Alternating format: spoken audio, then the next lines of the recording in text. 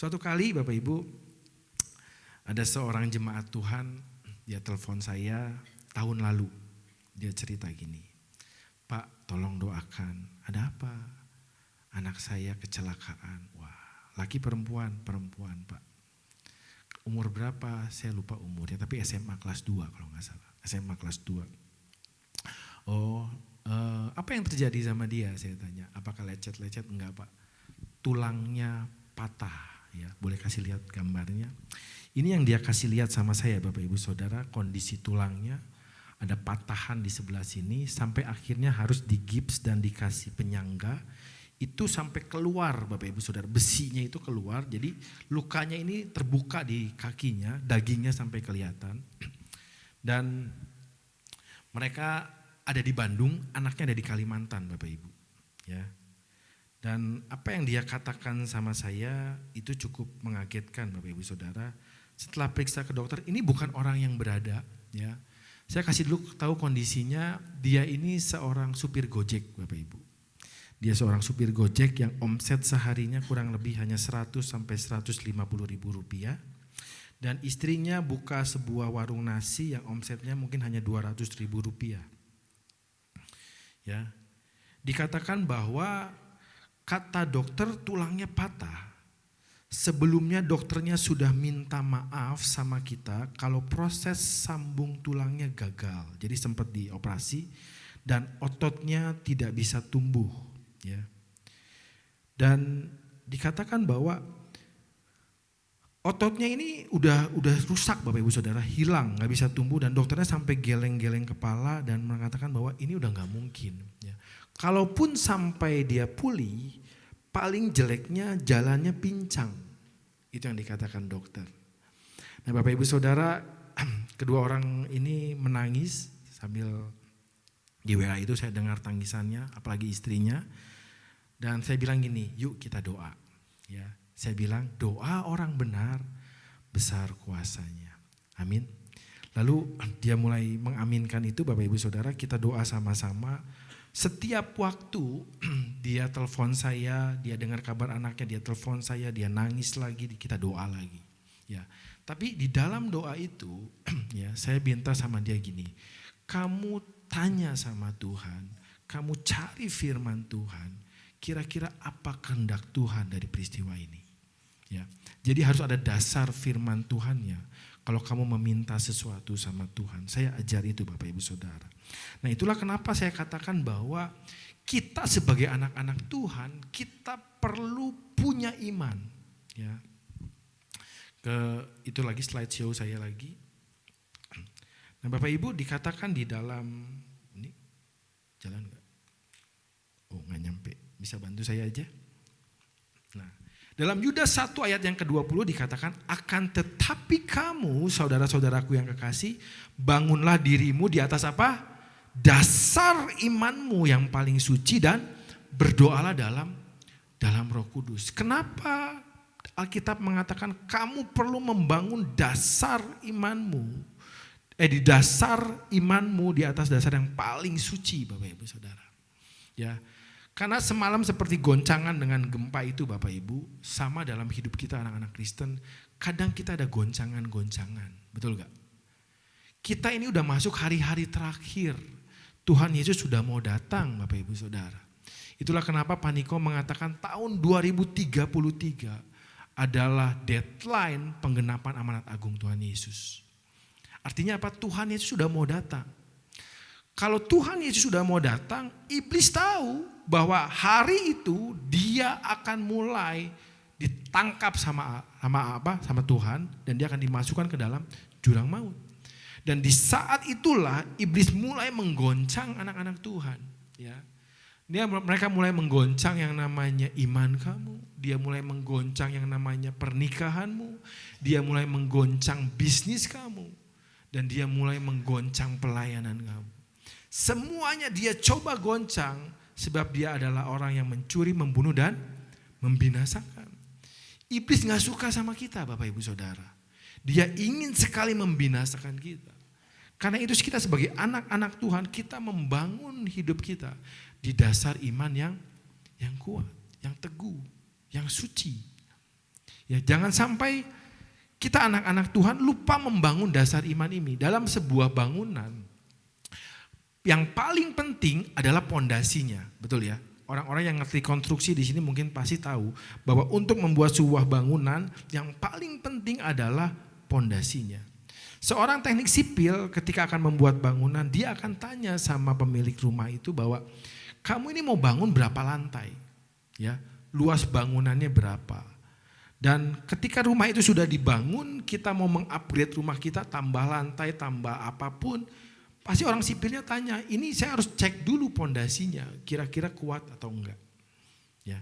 Sama dalam kehidupan kita Bapak Ibu Saudara, kenapa sampai hari ini Tuhan mungkin enggak jawab doa kita? Tuhan, kenapa sampai ini kok saya belum diberkati Tuhan? Tuhan lihat mungkin pondasi kamu belum cukup kuat untuk terima berkat Tuhan. Kalau aku berkati kamu hari ini, kamu akan meninggalkan aku. Kalau aku berkati kamu hari ini, kamu akan menyangkal aku. Tuhan perlu lihat pondasi kehidupan kita sebelum dia meletakkan sesuatu yang besar di atasnya. Nah, kebanyakan anak-anak Tuhan Bapak Ibu Saudara, mereka lupa membangun yang namanya pondasi. Dan mereka hanya mau membangun yang kelihatan manusia. Ya, kita pengen kasih lihat pernikahan yang luar biasa. Ya, praweddingnya di luar negeri. Lalu bulan madunya ke Eropa, Bapak Ibu Saudara. Kita memperlihatkan kebahagiaan di awal pernikahan. Kita pengen memperlihatkan yang mewah-mewah di depan orang. Yang indah-indah di depan orang. Sama pelayanan juga. Pengen kelihatan jemaatnya yang paling banyak. Gedungnya yang bagus Bapak Ibu Saudara. Jadwalnya yang padat. Ya. Selalu tampil di atas mimbar. Kita pengen bangun itu semua yang bisa dilihat orang. Kita pengen punya bisnis yang berkembang, cabang di mana-mana, asetnya semakin banyak. Kita mau bangun sebesar mungkin, semewah mungkin, seluar biasa mungkin. Supaya apa? Supaya orang puji kita. Kenapa? Karena kelihatan Bapak Ibu Saudara. Tapi pondasi gak ada yang bisa lihat. Nah, kapan kita tahu bahwa sesuatu itu kokoh atau enggak? Ketika goncangan datang, betul gak? Ketika badai datang dalam kehidupanmu, maka terbukti apa yang kamu bangun di atasnya ternyata tidak berdiri di atas pondasi yang cukup kuat. Itulah kenapa ketika ada goncangan datang, sekalipun dia anak Tuhan, sekalipun dia pengerja di dalam gereja, dia punya pelayanan-pelayanannya berantakan Bapak Ibu Saudara. Dia punya sakit penyakit, maka dia mulai bersungut-sungut sama Tuhan. Dia mulai gak mau ke gereja lagi. Dia kecewa sama Tuhan. Dia mungkin mulai meninggalkan Tuhan. Bisnisnya mulai berantakan. Mulai gak cool lagi Bapak Ibu. Mulai off dari pelayanan. Mulai gak ke gereja lagi. Kenapa? Imannya tergoncang. Kenapa? Dia gak berdiri di atas pondasi yang cukup kuat. Dan iblis itu Bapak Ibu Saudara. Ketika saudara bangun semuanya itu di atas pondasi yang gak kuat. Dia biarkan. Kenapa? Supaya saudara bangun sebesar mungkin, semewah mungkin di atasnya. Dan ketika sudah selesai semuanya, saudara merasa bahwa semua sudah settle. Semua sudah oke ya. Pelayanan saya udah oke ini. Ya. Pernikahan saya udah oke. Bisnis saya udah oke. Dan di saat itulah iblis goncang kita. Dan kerusakannya akan luar biasa Bapak Ibu Saudara. Kenapa? Dia mau buat kita rugi besar. Dia gak mau baru kita bangun langsung digoncang. Dia tunggu sampai selesai. Sampai kita punya penyesalan atas apa yang telah kita bangun di atasnya. Nah, karena itu penting sekali setiap anak-anak Tuhan kita membangun pondasi iman kita. Nah, jemaat yang telepon saya ini Bapak Ibu Saudara. Ketika dia telepon saya, dia kasih tahu kondisi anaknya. Saya mulai bangun iman dia. Ya. Saya bilang kamu gak bisa doa yang biasa-biasa. Kalau kamu mau mujizat yang besar, kamu harus punya iman yang besar. Yang setuju katakan amin. Nah Bapak Ibu Saudara, slide berikutnya. Ada beberapa hal tentang iman yang Alkitab ingatkan sama kita. Galatia 3 ayat 11, orang yang benar akan hidup oleh iman. Ya. Artinya gaya hidup orang percaya, kita sebagai orang Kristen anak-anak Tuhan, kita tuh harus hidup oleh iman kita. Tapi pertanyaannya adalah gini, ternyata gak semua orang Kristen hidup oleh iman Bapak Ibu Saudara. Atau jangan-jangan selama ini saudara jadi Kristen, selama ini saudara di gereja, saudara pelayanan, Ternyata saudara gak punya yang namanya iman. Saudara cuma percaya aja Yesus, tapi saudara gak punya yang namanya iman. Loh, apa bedanya Pak Pendeta antara percaya dengan iman? Saudara, kalau kita perhatikan ini kondisi kehidupan kita, ya. Apa yang terjadi hari ini? Mungkin kamu punya masalah kesehatan, kamu punya masalah ekonomi, kamu punya masalah dalam pelayanan, dalam hubungan dengan orang lain. Dan dari keadaan ini Bapak Ibu Saudara, kita akhirnya punya pemikiran bahwa dengan keadaan sekarang, apa sih yang bisa kita capai? Mungkin hari ini kamu gak punya apa-apa. Kamu berpikir, Tuhan keadaan saya ini pendidikan saya gak tinggi. Saya dibilang banyak orang, kamu nih bodoh. Ya, orang tua saya gak kaya. Sampai orang bilang kamu tuh gak punya masa depan.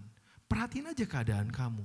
Pendidikan gak ada, modal gak ada, koneksi gak ada. Kamu mau jadi apa? Hidup kamu gak akan sukses, kamu akan jadi orang susah. Sama kayak orang tua kamu. Mungkin dunia menjudge kita seperti ini. Dan ketika kita lihat keadaan kita Bapak Ibu Saudara, maka kita akan berpikir, kita hanya punya kemampuan berpikir kita mencapai satu posisi sampai di sini. Ngerti gak? Kita sakit nih Bapak Ibu. Lalu kita tanya sama dokter, kata dokter tadi dikatakan bahwa kemungkinan kalau sembuh pun kamu paling pincang. Artinya apa? Sejauh manusia bisa berpikir, sejauh masuk logika manusia, ketika itu bisa dihitung, bisa diprediksi, maka itu yang kita percayai, betul gak? Itu percaya. Kalau saudara ada di kondisi ini, saudara ketika mempercayai, kalau ketika saudara berpikir dan manusia bisa memprediksi, bisa memperhitungkan, bisa memperkirakan sampai di batas mana, itulah kepercayaan kita. Di luar itu kita gak bisa percaya, betul gak? Kata dokter, kamu gak akan sembuh, pincang. Disinilah kepercayaan kita Bapak Ibu Saudara. Sampai di sini kita percaya. Tetapi ketika kita dengar firman Tuhan, Tuhan bilang gini, kamu akan sembuh. Kamu akan dipulihkan Tuhan. Masuk logika gak Bapak Ibu? Gak masuk logika. Gimana caranya Tuhan? Dokter aja bilang cuma sampai di sini, pincang. Tapi Tuhan bilang enggak. Kamu akan sembuh dan kamu akan berjalan dengan normal. Mana mungkin Tuhan. Sampai di sini kita bisa percaya. Tapi untuk sampai kepada apa yang firman Tuhan katakan, kita gak cuma bisa percaya, kita perlu yang namanya iman. Artinya iman itu lebih dari apa? Percaya Bapak Ibu Saudara. Ya, mungkin kita percaya sama Yesus.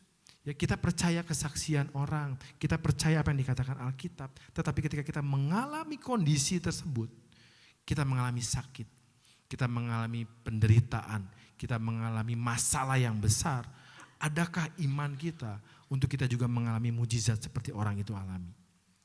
Ya, ini pertanyaan Bapak Ibu Saudara. Iman orang yang benar. Slide berikutnya. Sebelumnya.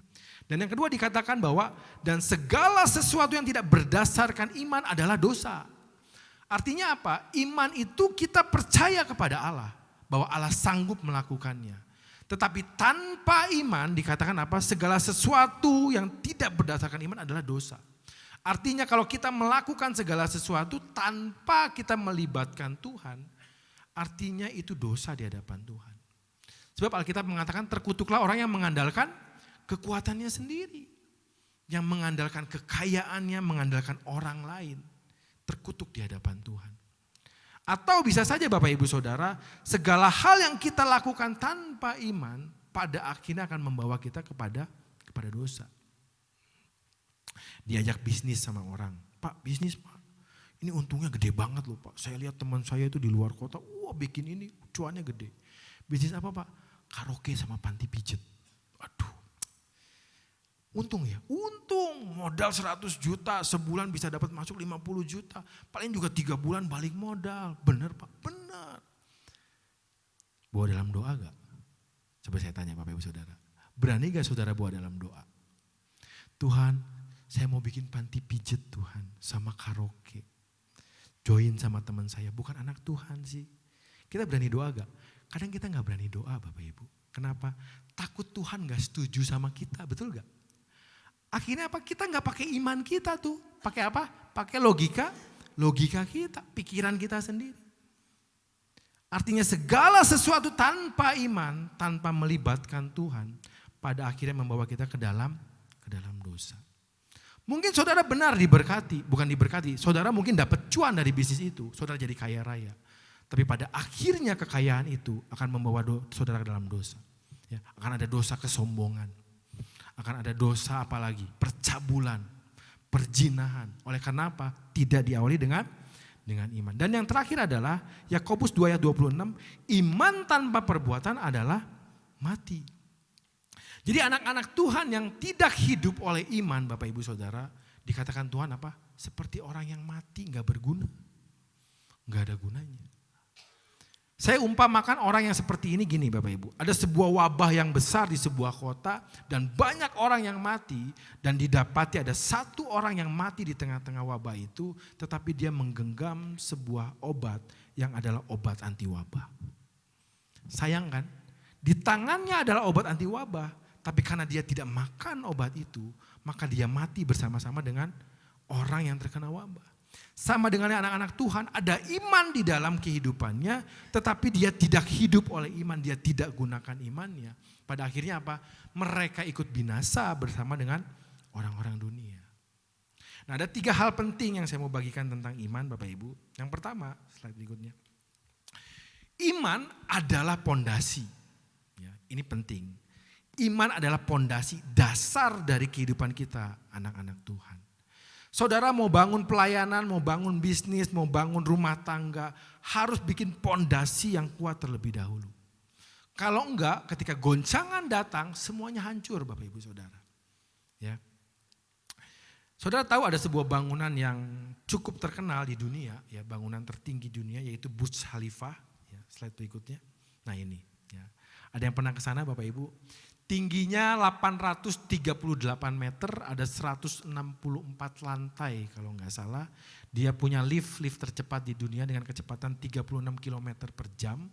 Jadi untuk dari bawah sampai ke lantai 124 hanya makan waktu 1 menit. Ya. Dan bangunan ini ternyata konstruksi kosongnya Bapak Ibu Saudara itu beratnya 3.900 ton. 39.000 ton konstruksi luarnya aja. Ya.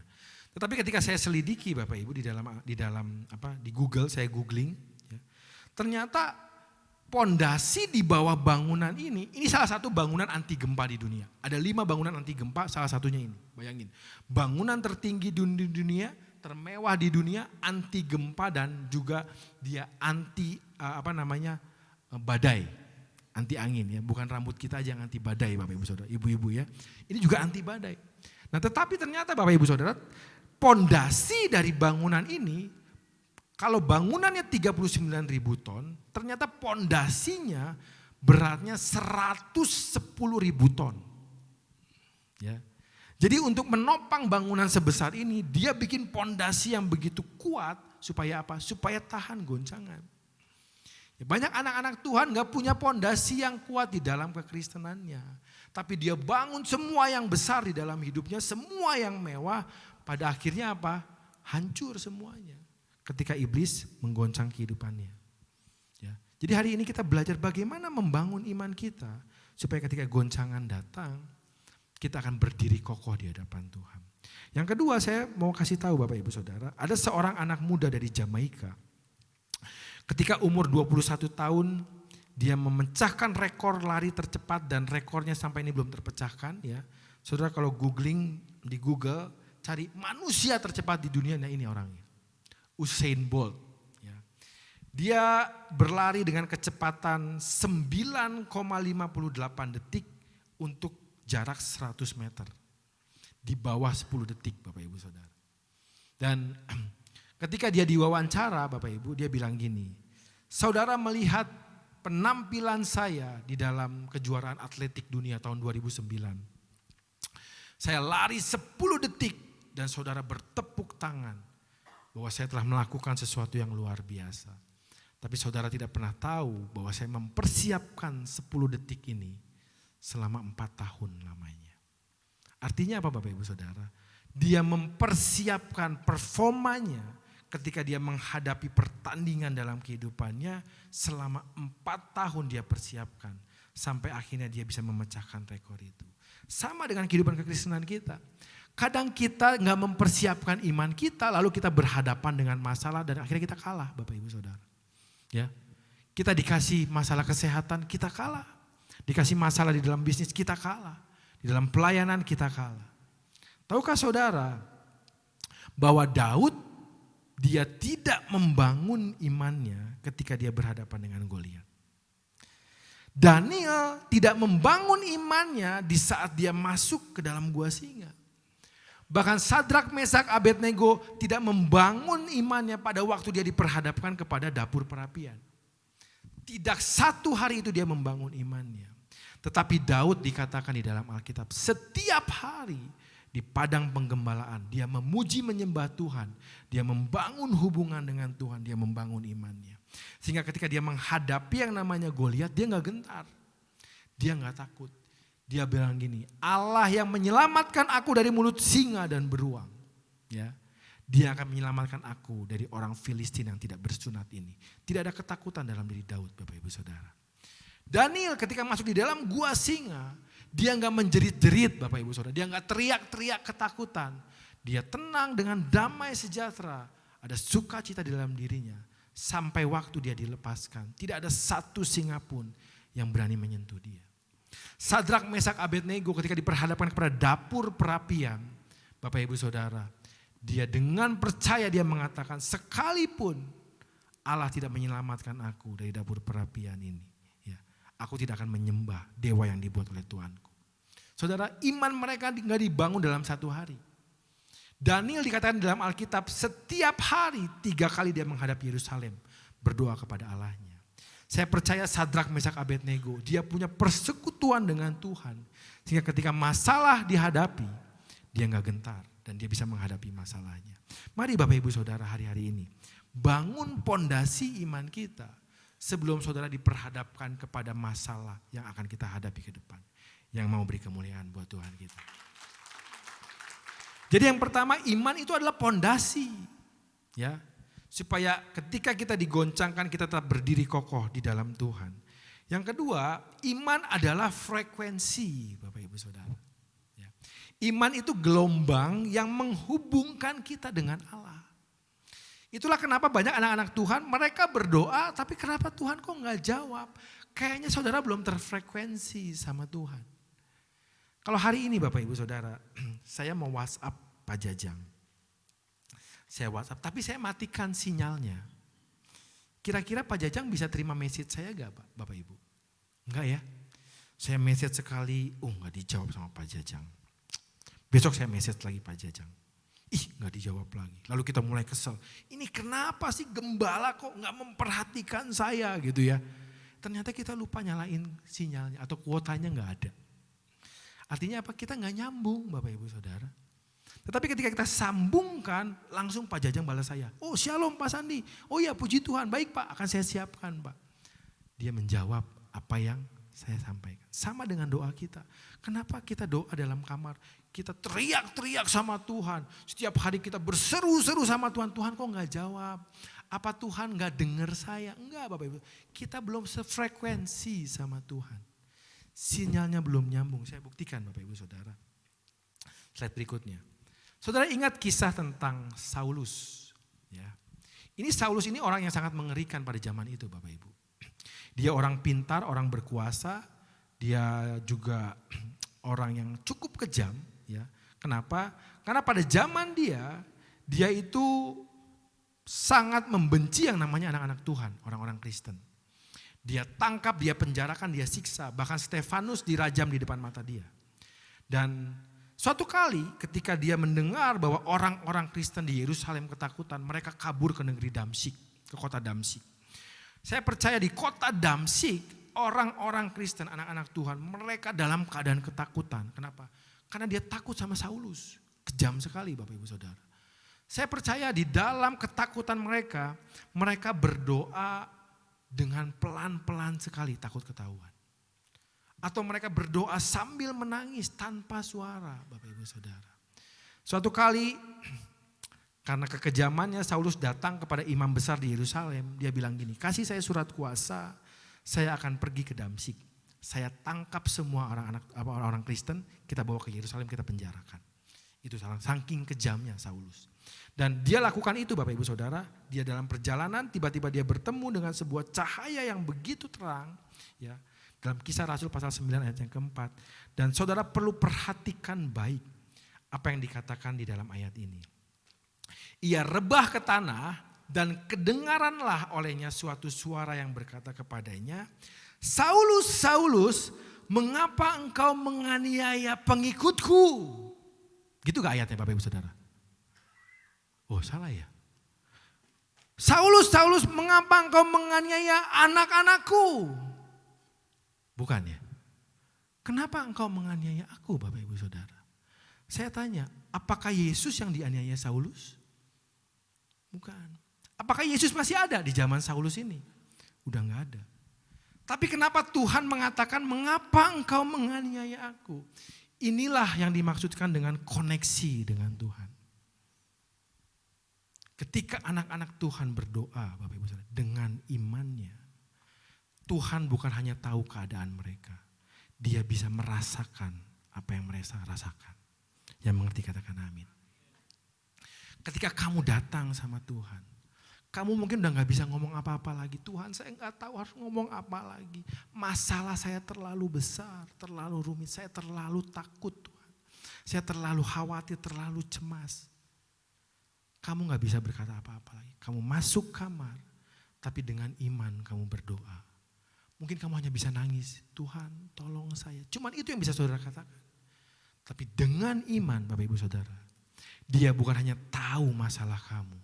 Dia juga bisa merasakan apa yang kamu rasakan. Amin. Itulah pentingnya koneksi dengan Tuhan. Ya, hanya iman yang mengkoneksikan kita dengan Allah kita. Jadi yang kedua, iman adalah frekuensi yang menghubungkan kita dengan Allah. Sehingga doa-doa kita dijawab oleh Tuhan. Yang ketiga Bapak Ibu Saudara, iman adalah sebuah energi. Ya, yang pertama pondasi, yang kedua adalah frekuensi, yang ketiga adalah energi. Saudara pernah dengar Tuhan Yesus bilang gini, kalau kamu punya iman sebesar slide berikutnya, kalau kamu punya iman sebesar biji sesawi, kamu bisa pindahkan apa? Meja. Bukan ya? Pindahin apa Bapak Ibu Saudara? Gunung. Wah. Benar gak sih gunung bisa pindah? Pernah terjadi Bapak Ibu Saudara di Kairo, di Mesir, ya. Sebuah gunung bernama Mokatam berpindah 3 km jauhnya. Slide berikutnya. Ya, gunung ini berpindah 3 km, kenapa? Karena orang-orang di sana berdoa sama Tuhan dengan iman. Gunung itu pindah. Nah suatu hari Bapak Ibu Saudara, Pak Jajang mungkin bangun pagi, lihat Tangkuban Perahu udah bosen Bapak Ibu. Lalu ingat sama firman ini, kalau saya punya iman sebiji sesawi bisa pindahin gunung. Ku saya rek ditukar we Tangkuban Perahu jeung Gunung Fuji. Doalah Pak Jajang, dalam nama Yesus terjadi Bapak Ibu Saudara. Pindah Gunung Fuji, ya Tangkuban Perahu pindah ke Jepang. Orang Jepang nangis. Kenapa gunungnya jadi Tangkuban Perahu? Ya, lalu saudara lihat, wah Pak Jajang bisa pindahin Gunung Fuji.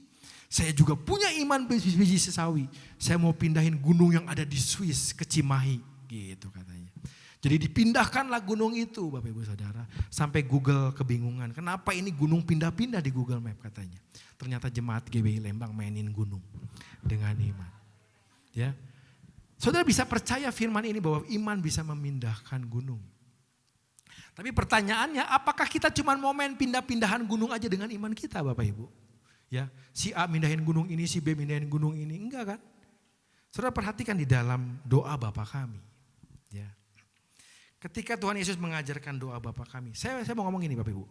Doa Bapa kami adalah doa yang sangat berotoritas dan doa yang perlu diperkatakan dengan iman. Kenapa? Kalau saudara baca doa Bapa kami itu nggak ada kata saya mohon, saya harap, nggak ada Bapak Ibu Saudara. Tetapi semuanya kata perintah. Datanglah kerajaanmu, jadilah kehendakmu di bumi seperti di surga. Kita memerintahkan. Berilah kepada hari ini makanan kami yang secukupnya. Jangan masukkan kami dalam pencobaan. Itu kata perintah semua Bapak Ibu Saudara. Nggak ada kata mohon, saya harap, nggak ada. Artinya apa? Doa yang penuh kuasa. Jadi kalau saudara perhatikan di dalam doa Bapa kami, kita ternyata bukan hanya bisa pindahkan gunung, tetapi kita bisa pindahkan kerajaan surga ke tengah-tengah dunia. Beri kemuliaan buat Tuhan kita. Datanglah kerajaanmu, jadilah kehendakmu di bumi seperti di surga. Dengan iman kita bisa menarik kuasa Tuhan. Dengan iman kita bisa menggoncang surga untuk menjawab doa-doa kita. Bapak Ibu Saudara, tahukah bahwa anak ini, jemaat ini yang menelpon saya, 2 hari lalu dia telepon saya. Ya. Ketika saya sering mendoakan dia, banyak firman Tuhan yang saya berikan sama dia. Salah satunya Yakobus 5 ayat ke-16 saya katakan doa orang benar bila yakin didoakan sangat besar kuasanya. Efesus 3 ayat 20, bagi dialah yang dapat melakukan jauh lebih banyak daripada yang kita doakan dan kita pikirkan. Yakobus 5 ayat 15, dan doa yang lahir dari iman akan menyelamatkan orang sakit itu dan Tuhan akan membangunkan dia. Mereka aminkan perkataan firman Tuhan itu Bapak Ibu Saudara. Dan setiap kali kami berdoa kita perkatakan firman Tuhan ini. Dan tahukah saudara, ketika kita sepakat dengan firman Tuhan, maka firman berubah menjadi iman. Ketika iman mulai kita perkatakan, maka iman berubah menjadi pengharapan. Ketika pengharapan kita mengerjakan iman kita, apa yang Tuhan perintahkan kita kerjakan, maka iman yang berubah menjadi pengharapan, pengharapan berubah menjadi kenyataan. Apa yang terjadi Bapak Ibu Saudara? 2 hari lalu dia baru video call sama saya, dia bilang gini, Shalom Pastor, puji Tuhan kata dokter tulangnya yang patah bisa bergerak naik beberapa sentimeter ke atas dan nyambung dengan sendirinya. Harusnya proses ini makan waktu 2 tahun, tetapi 1 tahun semuanya sudah beres. Tahukah Bapak Ibu Saudara, dia katakan bahwa prediksi biayanya 60 juta rupiah. Dia hanya supir Gojek dan istrinya hanya buka warung nasi. Sebulan yang lalu tiba-tiba ada orang kasih kerjaan sama dia. Dia kasih gaji 2 digit, istrinya dibukakan rumah makan. Akhirnya biaya operasinya bisa Tuhan berikan. Beri kemuliaan buat Tuhan. Doa orang benar besar kuasanya. Mari miliki iman. Apapun masalahmu, ketika kamu punya pondasi iman, goncangan tidak bisa merusak kehidupanmu. Amin. Imanmu memberikan frekuensi sama Tuhan. Apa yang kamu doakan, bukan hanya Tuhan dengar, Tuhan bisa rasakan apa yang kamu rasakan. Yang terakhir, dengan imanmu, kamu menarik kuasa Tuhan. Saudara ingat wanita yang 12 tahun pendarahan. Dia katakan, hanya menjamah ujung jubahnya, aku akan sembuh. Lalu Yesus berhenti di tengah kerumunan itu. Dia enggak menyentuh tubuh Yesus, dia enggak menyentuh badan Yesus. Dia hanya menyentuh ujung jubahnya. Tetapi dengan iman ada kuasa yang ketarik untuk menyembuhkan perempuan ini. Amin. Mari kita bangkit berdiri.